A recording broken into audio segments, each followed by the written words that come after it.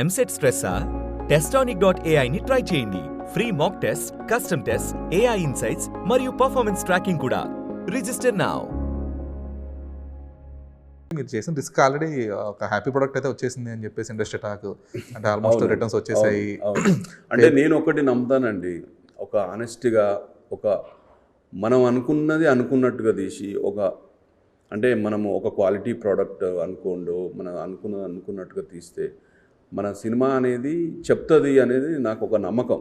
ఎందుకంటే నాకు ప్రీవియస్ బిజినెస్లలో కూడా నాకు ఒక ఎక్స్పీరియన్స్ ఉంది.